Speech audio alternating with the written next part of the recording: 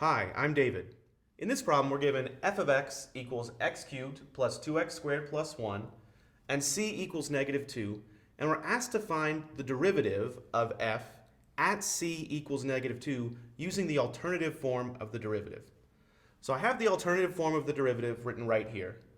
F prime of c equals the limit as x approaches c of f of x minus f of c all over x minus c.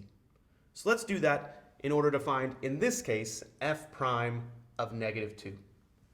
So f prime of negative 2, according to our definition, equals the limit as x approaches negative 2 of f of x minus f of negative 2 all over x minus a negative 2.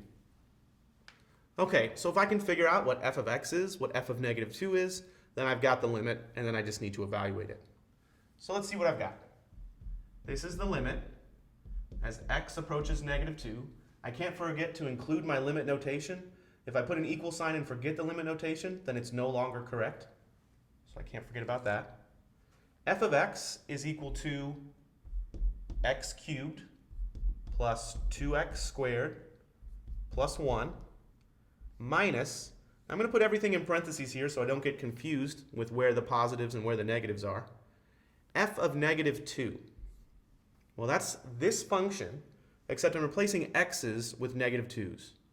So x cubed becomes negative 2 quantity cubed, plus 2 times x squared becomes negative 2 quantity squared, and then plus 1. There's no x in that last term.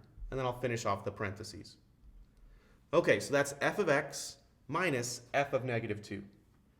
And I can simplify the denominator a little bit. I've got an x minus a negative 2. I could rewrite that as just x plus 2. Okay, well, let's see what happens here. This equals the limit as x approaches negative 2. On the bottom, I still have this x plus 2.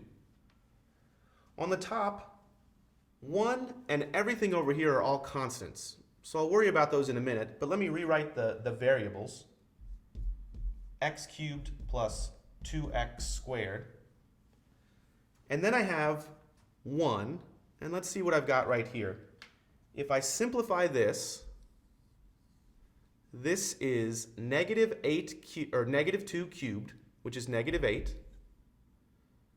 plus 2 times negative 2 squared. Well, negative 2 squared is just 4, positive 4. Times 2 is a positive 8. So that's negative 8 plus 8 plus 1. Well, negative 8 plus 8 is 0. So I really just have a 1 minus a 1. So I'm really finished. All my constants cancel out here.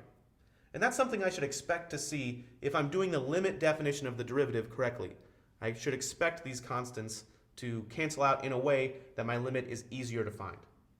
Okay, so it really is just equal to this limit. But if I plugged in x equals negative 2 here, I'd have a 0 in the denominator, and I can't have that. So I need to simplify this algebraically somehow. We might see that you can simplify the numerator